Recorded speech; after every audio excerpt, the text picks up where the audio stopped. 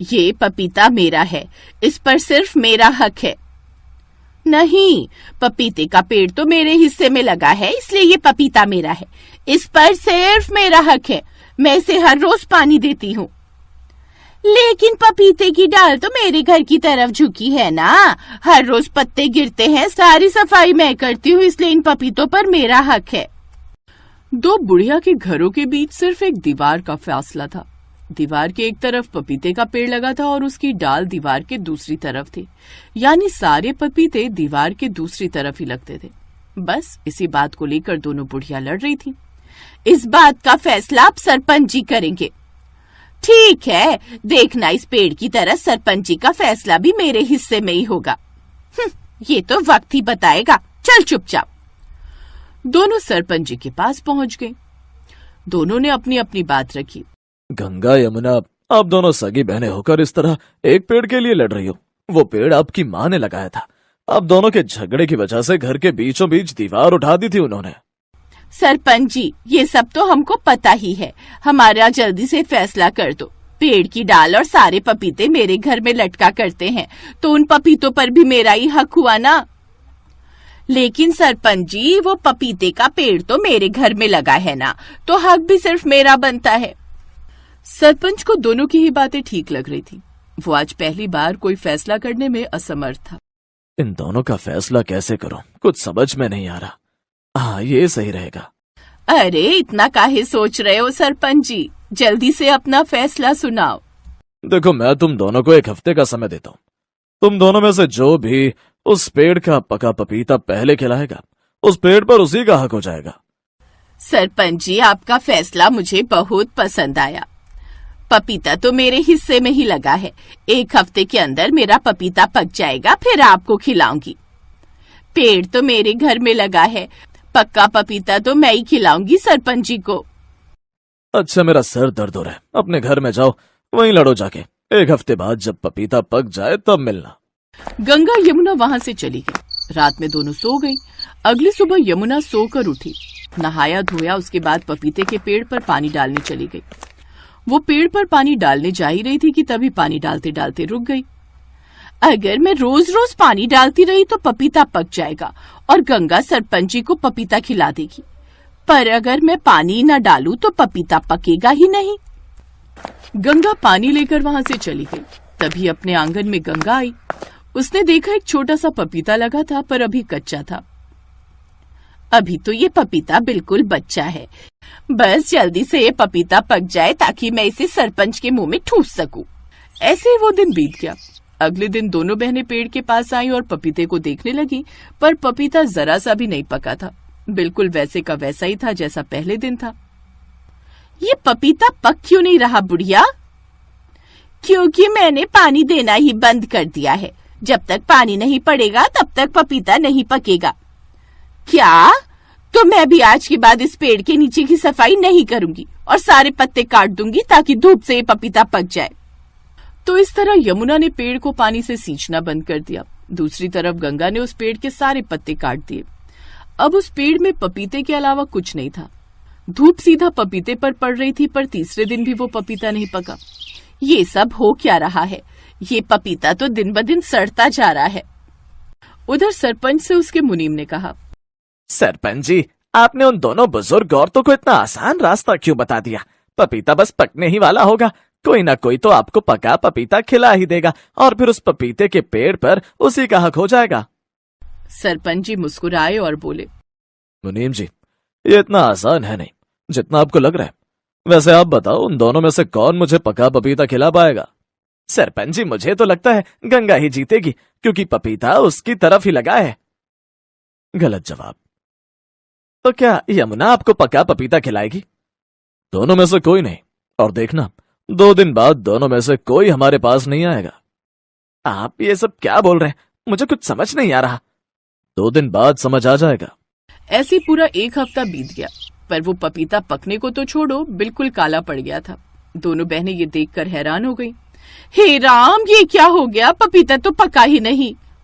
इतने में वो पपीता जमीन पर गिरकर मर गया। ऐसा लग रहा था जैसे उस पेड़ की जान ही चली गई हो। दोनों बुढ़िया परेशान हो गईं। ये सब क्या हो गया? हमारी माँ की आखिरी निशानी खत्म हो गई। ये पेड़ तो सूख गया। वहीं दूसरी तरफ सरपंच जी, देखा मुनीम जी, पूरा 1 हफ्ता गुजर गया, रात होने को है, पर वो दोनों न्याय मांगने नहीं आई। सरपंच जी, कहीं आप अंतर्यामी तो नहीं? आपने 2 दिन पहले जैसा कहा था वैसा ही हुआ। मुनीम जी, मेरे साथ उनके घर चलो, सब समझ जाओगे। उन दोनों को आज हमारी जरूरत है, वरना सब तबाह हो जाएगा। ठीक है, चलिए सरपंच जी। सरपंच जी मुनीम के साथ गंगा यमुना के घर पहुंचे तो देखा दोनों बिल्कुल शांत जमीन पर बैठी थी। कहीं ये दोनों टपक तो नहीं गई? नहीं मुनीम जी, लेकिन इस पेड़ को क्या हुआ? 1 हफ्ते में ही मुरझा गया। शांत रहो। अरे गंगा यमुना उठो, क्या हुआ? पपीता खिलाने नहीं आई? सरपंच की आवाज सुनकर दोनों उठ खड़ी हुई और जोर जोर से रोने लगी।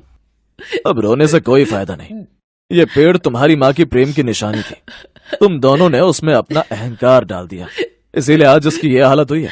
तुम दोनों ने जीतने की नहीं बल्कि एक दूसरे को हराने की कोशिश की, इसीलिए ये पेड़ खुद हार गया। अगर दोनों लोग मिलकर इस पेड़ की सेवा करती, हर रोज पानी देती, प्यार से इस पेड़ के नीचे 2 मिनट बैठती, तो 1 हफ्ते तो क्या, 4 दिन में वो पपीता पक जाता। इस पेड़ का ही हक मांगने आई थी ना तुम दोनों, पर अब तो ये किसी का नहीं रहा। तुम्हारी माँ की आखिरी निशानी भी चली गई। आपने बिल्कुल सही कहा सरपंच जी, हम कभी आपस में प्यार से नहीं रहे। मैंने पेड़ में पानी देना ही बंद कर दिया। हर कोशिश की कि पपीता ना पके, इसीलिए ये सब हुआ। हमें माफ कर देना माँ, हमें माफ कर दो सरपंच जी।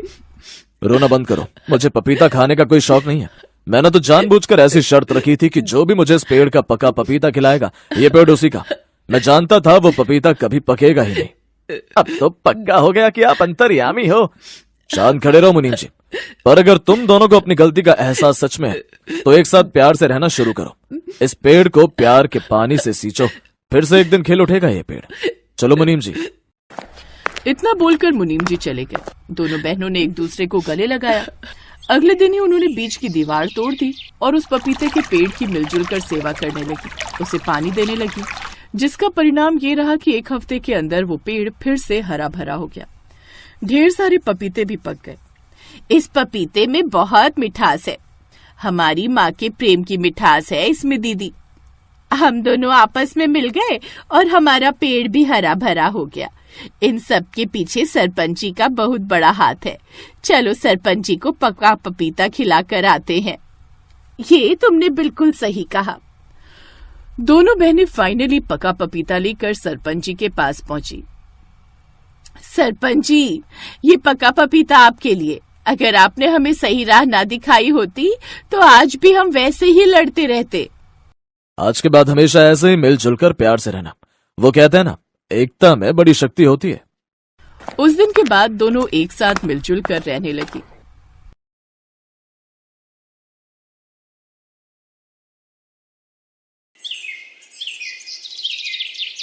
सब्जी ले लो, सब्जी हरी हरी ताजी बढ़िया सब्जी। ओ भैया सब्जी वाले, जरा रुकना। हाँ बोलिए माताजी, क्या दे दूं? आलू, प्याज, टमाटर, भिंडी, गोभी, टिंडा, करेला, शिमला मिर्च, तोरई, सब बढ़िया बढ़िया लाया हूँ सब्जी। एक करेला दे दे। बस एक करेला? एक मतलब 1 किलो ना, अभी तोल देता हूँ। अरे अरे, इतने सारे थोड़ी, एक करेला। मुझे बस एक ही करेला चाहिए, 1 किलो नहीं। 1 करेला थोड़ी दूंगा माताजी, उसमें क्या तोल भाव करूंगा बताइए। अरे जब चाहिए एक तो एक ही खरीदूंगी ना। तू तौल कितना है, मैं तुझे अपने हिसाब से पैसे दे दूंगी। 5 रुपए का बन रहा है 1 करेला। इतना जरा सा करेला 5 रुपए का? पागल समझा है क्या मुझे? ये पकड़ 2 रुपए और करेला इधर दे। हाँ दे रहा हूँ माताजी, और बताओ क्या लेना है? बस और क्या लेना है, 1 करेला काफी है। आज इसकी सब्जी बन जाएगी, कल दोबारा आएगा तो फिर कोई सब्जी ले लूंगी। कैसी कंजूस है ये माताजी। 1 टिंडा, 1 टमाटर, 1 प्याज और आज 1 करेला। रोजाना मेरा इतना समय खराब कर देती है, मानो ढेरों सब्जी खरीदनी हूँ। अब तो इस गली में रुकूंगा ही नहीं। हाँ, दूसरी गली से निकल जाऊंगा। राम जाने इनके घर वाले इनके साथ कैसे रहते होंगे। ये है संतोष। संतोष अपने पति और बेटा बहू के साथ इस मोहल्ले में कई सालों से रह रही हैं। संतोष के कंजूस स्वभाव को मोहल्ले में सब जानते हैं, इसलिए सब संतोष से दूर रहते हैं। संतोष कंजूस होने के साथ साथ बहुत ही चालाक भी है। अपने पैसे बचाने के लिए वो कोई ना कोई नया तरीका ढूंढती रहती है। बहू, इस करेले के 6 टुकड़े आराम से हो जाएंगे, हम सबको पूरे होंगे। एक प्याज डालकर इसकी सब्जी बना लेना, रात में कोई इतना नहीं खाता, एक करेले की सब्जी पूरी हो जाएगी। बस जहां देखो वहां कंजूसी करके अपने पैसे बचाती रहती हैं। भला एक करेले की सब्जी पूरी होगी, सूंघ सूंघ कर खाना पड़ता है सब कुछ। मन ही मन क्या बुदबुदा रही है? अब कुछ नहीं माँ जी, वो चीनी का डिब्बा खाली हो गया है, चीनी लौटनी थी। क्या चीनी खत्म भी कर दी? कितनी चीनी लगा देती हो बहू। जाओ भंडार घर से डिब्बा उठा कर लाओ, मैं खुद दूंगी, अपने आप मत लेना। शालू चीनी का डिब्बा ले आती है। ये हुए 5 चम्मच, 8, 9 और ये हुए 10। ये लो बहू, पूरे 10 चम्मच चीनी है। ये चीनी 2 महीने चलनी चाहिए। चाय में गिनकर सिर्फ 5 दाने चीनी के डाला करो, ज्यादा मीठी चाय सेहत के लिए अच्छी नहीं होती। माँ जी 10 चम्मच, वो भी छोटे वाले, ये 2 महीने चल जाएंगे, ये तो कुछ भी नहीं है। ये चीनी तो 15 दिन क्या 1 हफ्ता भी नहीं चलेगी माँ जी। जितनी दी है उतनी ही लो, इससे ज्यादा नहीं मिलेगी। घर चलाना किसे कहते हैं, मेरे से सीखो। संतोष और शालू अभी बात कर ही रहे थे कि तभी दरवाजे पर बिजली के बिल वाला आ जाता है। माताजी बिजली का बिल ले लो। हैं? इतनी जल्दी बिजली का बिल आ भी गया? अभी तो आया था, लाओ भैया दो। संतोष बिजली का बिल देखते ही घबरा जाती है। 8,000 रुपए, इतना बिल? ये सब गर्मियों की वजह से हुआ है। गर्मियों में और चलाओ, पूरी रात एसी, दिन में भी एसी एसी। अब पंखा चला रखा है, इसे बंद करो। आज मौसम अच्छा है, मैं ऐसे ही बैठूंगी। क्या हुआ संतोष, इतनी गुस्से में क्यों हो? ये लो बहू, दशहरी आम आ गए हैं, रास्ते से लेता हुआ आया हूं। ठंडे पानी में भिगो दो, रात को सब मिलकर खाएंगे।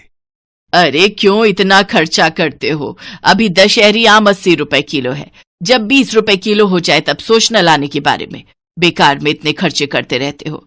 ये देखो, बिजली का बिल 8,000 रुपए का आया है। माँ ये तो कुछ भी नहीं आया, मेरे दोस्त का 15,000 का बिल आया। दिन रात एसी चलाते हैं वो लोग, हम लोग तो फिर भी कितनी बचत करते हैं। माँ जी तो दिन में भी पंखा नहीं चलाने देती हैं, बोलती हैं ठंडा मौसम में बंद कर दे। तो इसमें गलत क्या है? बचत करती हूँ। संतोष, गर्मियों में तो कम से कम कंजूसी करना छोड़ दो, सर्दियों में तो अलग बात है। वैसे ही बिजली का बिल कम आता है। कितनी गर्मी पड़ रही है, मई का मौसम लग गया है। ये 3-4 महीने ही होते हैं जो गर्मी ज्यादा होती है, फिर आगे कौन सा इतना बिल आना है। तुम भी फालतू की चिंता करती हो। बहू पंखा खोल दो, गर्मी हो रही है। अरे बाहर कितनी ठंडी हवा चल रही है, बारिश आने वाली है, मौसम अच्छा है। जब प्राकृतिक पंखा चल रहा है तो ये बिजली के पंखे चलाने की क्या जरूरत है? तुम लोग नहीं सुधरोगे, मुझे ही कुछ करना पड़ेगा। पता नहीं संतोष के दिमाग में क्या चल रहा था। एक दिन संतोष टीवी में एक नाटक देख रही थी, जिसमें उसने देखा एक औरत ने मीटर की सेटिंग करवाई थी, जिससे उसका बिजली का बिल बिल्कुल भी नहीं आया। और वहीं से संतोष का दिमाग घूमने लगा। उसने एक बिजली की दुकान पर काम करने वाले एक लड़के को अपने साथ मिला लिया और उसे रिश्वत देने लगी। देखो भैया, मैं तुम्हें अभी के अभी 200 रुपए दूंगी, इस बिजली के मीटर में सेटिंग कर दो ताकि बिजली का बिल कम से कम आए। और ऐसी सेटिंग करना कि बिजली विभाग वालों को पता न चले। माताजी चिंता मत करो, हमारा तो ये रोज का काम है। मैं मीटर में ऐसी सेटिंग कर जाऊंगा ना कि बिजली विभाग वाले ढूंढ ही नहीं पाएंगे। पर 100 रुपए और बढ़ा दो माताजी, बड़े कम दे रही हो 200 रुपए। एक काम कर, तू जा, मैं किसी और बिजली वाले को बुला लूंगी। 200 से 1 रुपया ऊपर नहीं दूंगी। करना है तो कर, नहीं तो और भी बिजली वाले हैं मेरी नजर में। अरे अरे माताजी आप तो गुस्सा हो गए। कर रहा हूँ ना, कर रहा हूँ। ये लो बस हो गया आपका काम। ये लो, कर दी मैंने सेटिंग। अब आपका बिजली का बिल कम से कम आएगा। संतोष खुश हो जाती है कि जितना मर्जी पंखे, कूलर, एसी चलाओ, बिल आएगा ही नहीं। माँ जी, बिजली चोरी करना अपराध है, अगर किसी को पता चल गया तो मैंने सुना है बहुत जुर्माना लगता है। तू अपने काम से काम रख, और खबरदार अगर तूने अपने ससुर जी और विनोद को ये बात बताई, वो कल ही सेटिंग हटवा देंगे। संतोष उस दिन के बाद घर में पंखे, कूलर, एसी, लाइट सब कुछ चला कर रखती थी। ये देखकर सब हैरान थे। शालू तो सच्चाई जानती थी, पर संतोष ने उसे साफ मना किया हुआ था। एक दिन पड़ोसन शांति संतोष की सारी बातें सुन लेती है। बस इतना सा बिजली का बिल, मुश्किल से 1500 रुपए का बिल आया है। ये तो मजे ही आ गए। इस बार कितनी बचत कर ली मैंने बिजली चोरी करके। देखा बहू, मैंने कितना दिमाग लगाया मीटर में सेटिंग करवा कर, बिजली का बिल कितना कम कर दिया।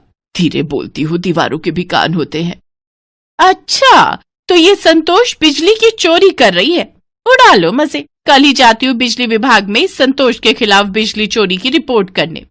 शांति संतोष से जलती थी। दोनों की शादी एक साथ हुई, एक साथ बच्चे बड़े हुए, पर संतोष की बहू दहेज अच्छा लाई थी और शांति की बहू दहेज नहीं लाई थी। एक दिन संतोष ने यही ताना शांति को मार दिया था, जिस कारण शांति संतोष से गुस्से में रहती थी। बदला लेने की भावना जब मन में आ जाती है तो इंसान कुछ नहीं सोचता। शांति ने बिजली विभाग वालों को संतोष के बारे में खबर कर दी। बिजली विभाग वालों ने संतोष के घर छापा मार दिया और मीटर की चेकिंग हुई, जिसमें साफ साफ घोटाला नजर आ गया। संतोष को 60,000 रुपए का जुर्माना भरना पड़ा। संतोष, तुम्हें कितना समझाया था कि इतनी कंजूसी करना ठीक नहीं है, पर तुम कहाँ मानने वाली थी। अब बचत करने के चक्कर में 60,000 रुपए का नुकसान हो गया। मुझसे बहुत बड़ी गलती हो गई। ये शांति ने सारा काम खराब किया है। उसने मुझसे बदला लिया है। माँ, ये बात अलग है कि शांति आंटी ने गलती की है, पर गलत तो आप भी हो ना। आपने तो बेईमानी की है। इतना बुरा लग रहा है, सबको पता चल गया। अरे अब बस भी करो आप और पापा जी। माँ ने तो हमारे लिए सोचा। ये अलग बात है, माँ जी भले ही कंजूस हैं पर बहुत सीधी हैं। उन्हें सही गलत का मतलब ही नहीं समझ आता। वो बेचारी तो गलती कर बैठी इसलिए ऐसा हुआ, पर आप दोनों तो जानबूझकर उन्हें डांट रहे हो। गलती इंसान से ही होती है। माँ को अपनी गलती का एहसास हो गया, ये बहुत बड़ी बात है। माँ जी आप चिंता मत करो। अरे ये पंखा क्यों बंद है? रुको मैं अभी चलाती हूँ। अरे बहू रहने दे, बिजली का बिल बहुत आएगा। अब तो मीटर में कोई सेटिंग भी नहीं है। माँ जी अभी भी और सब ठहाका लगाकर हंसने लगते हैं। संतोष को अपनी गलती का एहसास हो गया था। उस दिन से संतोष ने कंजूसी करना छोड़ा तो नहीं, पर कम जरूर कर दिया।